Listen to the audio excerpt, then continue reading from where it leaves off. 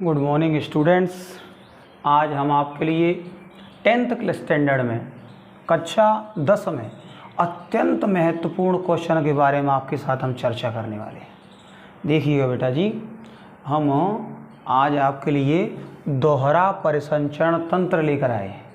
दोहरा परिसंचरण तंत्र का अर्थ है मानव में रुधिर का बहाव दो परिपथ में होता है। परिपथ में होता है, दो परिपथ में होता है। दो परिपथ में होता है, इसलिए मानव के परिसंचरण तंत्र को हम दोहरा परिसंचरण तंत्र कहते हैं।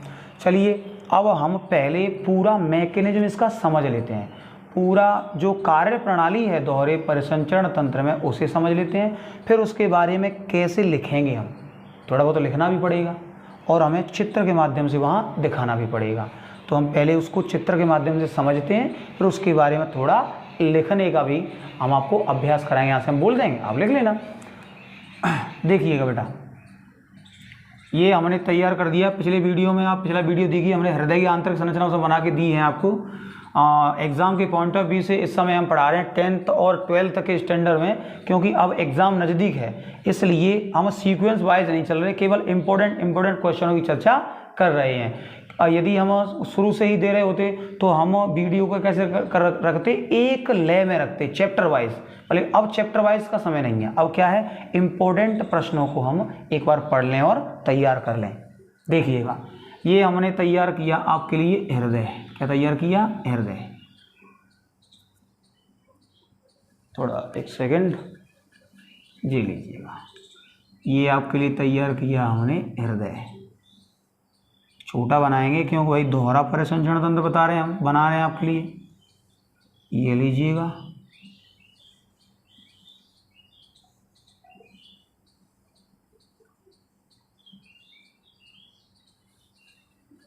हृदय बन के तैयार हो गया है।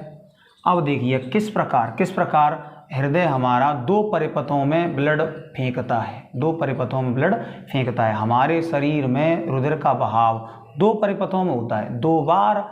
कहने का अर्थ है हमारे हृदय में रुधिर दो बार पहुंचता है, एक बार शुद्ध एक बार अशुद्ध।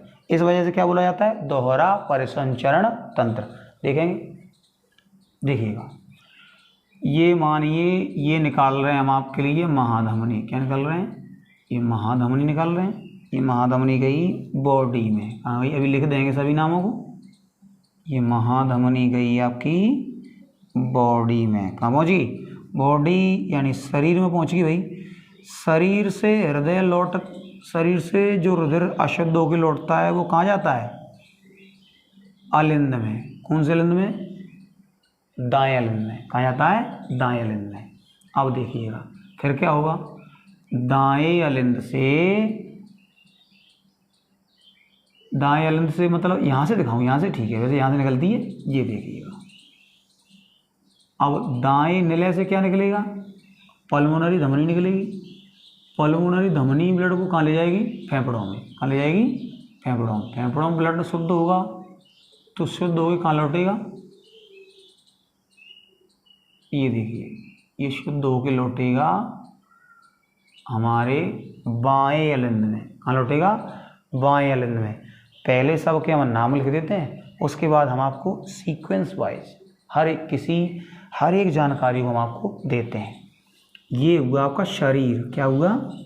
शरीर। भाई पूरा शरीर तो बनाने से रहे, दोहरे परिसंचरण तंत्र के माध्यम से हम आपको थोड़े से में ही ज़्यादा जानकारी दे पाएँ, सटीक जानकारी दे पाएँ। अर्थात गागर में सागर जैसी बात होती है।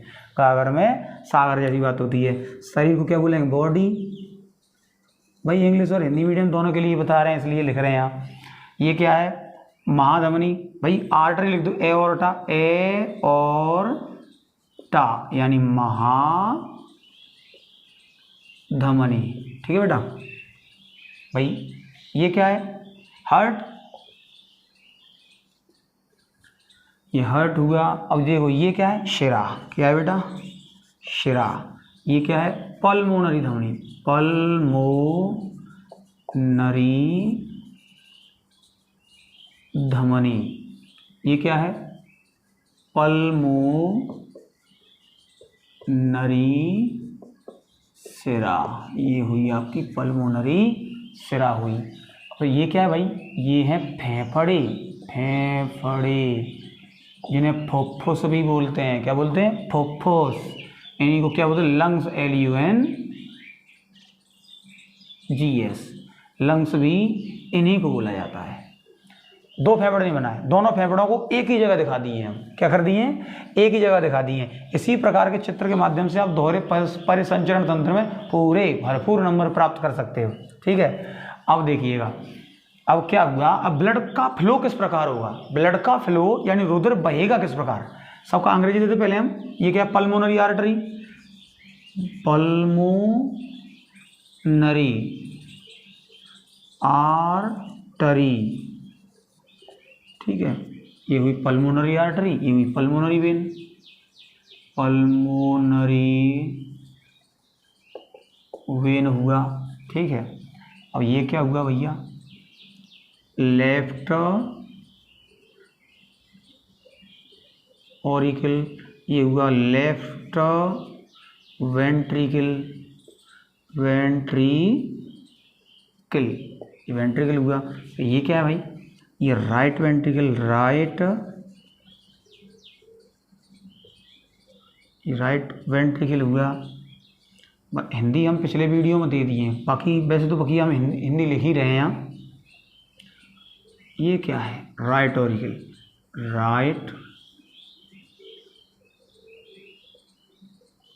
राइट ऑरिकल है। देखो ये राइट हैंड, लेफ्ट हैंड, दाया अलिंद। ये क्या हुआ? दाया निलय। भाई इनका काम है, इनका भी कार्य हम बताने वाले, इसलिए इनको लिख रहे हैं। ये क्या? बाया निलय। ये क्या? बाया अलिंद। ठीक है, बाकी सब लिख ही दिए हैं। देखो बेटा, एक स्थान से हम ब्लड को शुरू करते हैं। मानो हृदय ने शरीर में शुद्ध रुधिर पंप किया, तो देखिएगा ये किया पंप। कहाँ से गया है?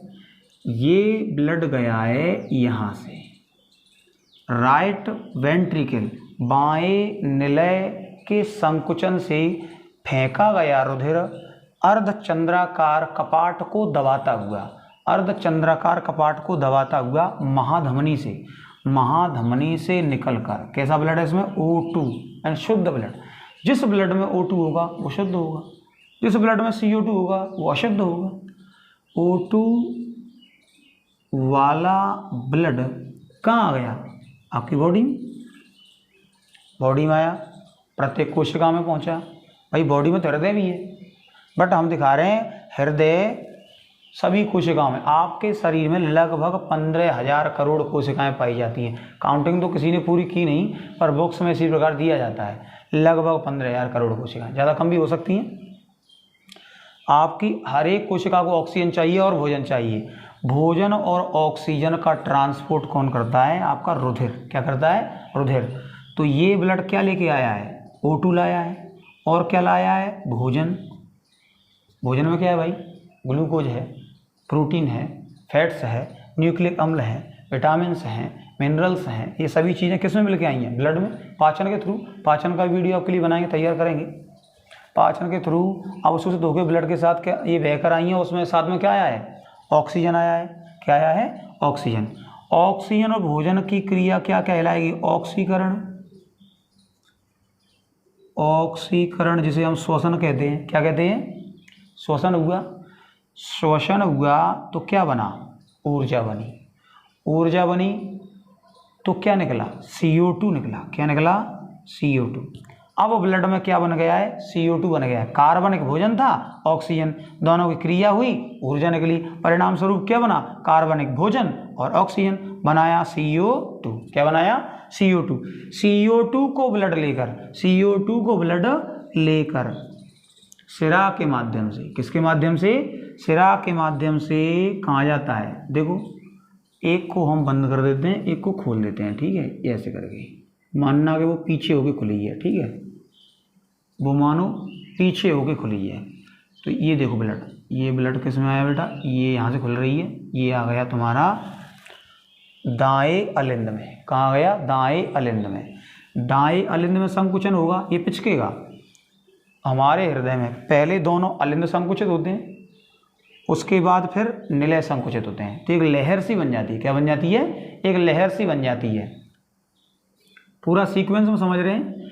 ये ब्लड आ गया दाएं अलिंद में, दायां अलिंद संकुचित हुआ सिस्टोलिक स्थिति, तो कहाँ आ जाएगा बेटा, ये देखिए दाएं निलय में। कहाँ आ जाएगा, दाएं निलय में। दाएं निलय में अब संकुचन होगा। अब दाएं निलय के संकुचन से इस अर्धचंद्राकार कपाट को दबाकर, देखो ये क्या है, अर्धचंद्राकार कपाट। अर्धचंद्राकार कपाट को दबाकर ये ब्लड यहाँ से निकलकर कहाँ निकलेगा, देखो ये खुल रही है, पल्मोनरी धमनी से होता हुआ, पल्मोनरी धमनी से होता हुआ कहाँ पहुँच जाएगा, क्या जा रहा है इसमें, CO2 कहाँ पहुँचा, फेफड़ों में। फेफड़ों में CO2 छोड़ दी जाती है विसरण क्रिया के माध्यम से। फेफड़ों में CO2 आई, CO2 सीधे मुख के माध्यम से बाहर निकल जाती है श्वासोच्छ्वास की क्रिया के माध्यम से। कौन सी क्रिया के माध्यम से, श्वासोच्छ्वास की क्रिया के माध्यम से। अब देखिएगा अब क्या हो रहा है, अब हमने श्वास छोड़ी, श्वास ली, फिर श्वास छोड़ने के बाद श्वास ली जाती है, श्वास ली तो क्या आया, ऑक्सीजन आया। उस जो वायु हमने ग्रहण की उसके साथ क्या आया है, ऑक्सीजन आया है। ऑक्सीजन आया है तो हमारे ब्लड में उपस्थित रहता है हीमोग्लोबिन। क्या उपस्थित रहता है, हीमोग्लोबिन।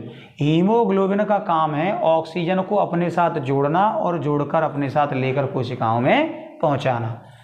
ब्लड लाल रंग का दिखाई देता है, क्यों, हीमोग्लोबिन के कारण। ऑक्सीजन लेके पल्मोनरी सिरा के माध्यम से ब्लड कहाँ आया, ब्लड आया आपका, ये लीजिए बाएं अलिंद में। कहाँ गया, बाएं अलिंद में आ गया। बाएं अलिंद में आ गया आपका ब्लड। अब बाएं अलिंद में कैसा ब्लड है आपका, O2 वाला। तो बाएं निलय में कैसा ब्लड होगा, O2 वाला। अब देखिए इधर देख लीजिए, दाएं अलिंद में कैसा था, CO2, तो फिर दाएं निलय में भी कैसा होगा ब्लड, CO2 वाला। कैसा होगा, CO2 वाला होगा। देखिएगा अब हम देख रहे हैं, ब्लड आ गया अलिंद में, अलिंद में संकुचन हुआ, संकुचन होने से ब्लड कहाँ आ गया, बाएं निलय में। बाएं निलय में अब संकुचन होगा, बाएं निलय में संकुचन होगा यानी पिचकेगा। देखो संकुचन हुआ, शिथिलन हुआ, संकुचन हुआ, शिथिलन हुआ। संकुचन का मतलब ये देखिए पिच का, शिथिलन ढीला पड़ गया। कुल मिला के आपका हृदय एक लहर सी बन जाती है। पहले ये पिचकते हैं अलिंद, फिर निलय पिचकते हैं, तब तक अलिंद फूल जाते हैं, फिर अलिंद निलय पिचकते हैं, अलिंद पिच के निलय फूले, निलय पिच के अलिंद फूले। कुल मिला के ब्लड क्या हो जाता है, पंप कर दिया जाता है। क्या कर दिया जाता है, पंप कर दिया जाता है। देखिएगा ये ऑक्सीजन वाला ब्लड इस बाएं निलय से अर्धचंद्राकार कपाट को दबाकर, अर्धचंद्राकार कपाट को दबाकर महाधमनी से होता हुआ आपकी बॉडी में आ जाता है। तो आप जरा ध्यान से देखिएगा, हृदय ने बाएं निलय से ब्लड को फेंका, ब्लड गया बॉडी में, बॉडी से CO2 लेकर यानी अशुद्ध होकर आपके आया दाएं अलिंद में, दाएं अलिंद से दाएं निलय में, दाएं निलय ने फिर ब्लड को फेंका, वो गया फेफड़ों में, फेफड़ों से हृदय में। देखिए 2 चक्र बन गए। क्या बन गए, 2 चक्र बन गए। पहला चक्र फेफड़ों के लिए, दूसरा चक्र शरीर के लिए। अब ऐसे भी कह सकते हो, पहला चक्र बॉडी के लिए, दूसरा चक्र फेफड़ों के लिए। अर्थात हमारा ब्लड 2 बार हृदय में आता है और दोहरा परिसंचरण तंत्र दर्शाता है। इसी पूरे क्रियाविधि को हम क्या कहते हैं, दोहरा परिसंचरण तंत्र। अब इस चित्र के माध्यम से इस बात को अब आसानी से प्रदर्शित कर सकते हो। कैसे, 2 लाइनों में। हमारे हृदय के, देखो एक और चीज और रहेगी वो बता दूं, हमारे हृदय के लेफ्ट पार्ट में पूरे ही हमारे हृदय के बाएं भाग में शुद्ध रुधिर रहता है और दाएं भाग में कैसा रहता है, अशुद्ध। तो पूछा जाए एग्जाम में, हमारे हृदय के कौन से भाग में शुद्ध रुधिर रहता है, तो बाएं में। हमारे हृदय के कौन से भाग में अशुद्ध रुधिर रहता है? तो दाएं में। ठीक है, तो इस प्रकार से आंसर देना है। अब दोनों परिपथों को लिखेंगे कैसे? ऐसे लिखेंगे, आप कॉपी और पेन लेके हमारी वीडियो को पॉज कर करके लिख लीजिएगा। हृदय के बाएं निलय के माध्यम से महाधमनी में रुधिर पंप किया जाता है। पंप किया हुआ रुधिर धमनी से होता हुआ शरीर में पहुंचता है। शरीर में भोजन और ऑक्सीजन के साथ, यानी शरीर की कोशिकाओं में भोजन और ऑक्सीजन के साथ क्रिया होती है, उसे ऑक्सीकरण कहते हैं। फलस्वरूप ऊर्जा बनती है, और जब ऊर्जा बनेगी तो क्या बनेगा? CO2 बनेगा। CO2 बनता है, CO2 बन जाता है। CO2 को रुधिर लेकर शिरा के माध्यम से वापस लौटता हुआ दाएं अलिंद में आ जाता है। दाएं अलिंद में आ जाता है। दायां अलिंद में संकुचन से रुधिर कहाँ जाता है? दाएं निलय में आ जाता है। दाएं निलय के संकुचन से रुधिर निकलकर पल्मोनरी धमनी में होता हुआ, पल्मोनरी धमनी में होता हुआ फेफड़ों में पहुंच जाता है। फेफड़ों में विसरण क्रिया के माध्यम से CO2 छोड़ दी जाती है। CO2 श्वास के साथ बाहर निकल जाती है। श्वास जब हम ग्रहण करेंगे तो ऑक्सीजन आएगा। ऑक्सीजन को हीमोग्लोबिन पकड़ लेता है। हीमोग्लोबिन पकड़ लेता है और अपने साथ बहाता हुआ ब्लड कहाँ चला आता है? हृदय के बाएं अलिंद में। बाएं अलिंद से बाएं निलय में, बाएं निलय से फिर से शरीर में फेंक दिया जाता है। इसी दोहरे परिपथ के कारण हमारे रुधिर परिसंचरण तंत्र को दोहरा परिसंचरण तंत्र कहते हैं। अब आपको हमारा वीडियो पसंद आया हो तो आप लाइक कीजिए और चैनल को सब्सक्राइब करना ना भूलें, जिससे हमारी हिम्मत बढ़ेगी और हम आपके लिए अच्छे वीडियो बनाने का प्रयास करेंगे। Thanks for watching.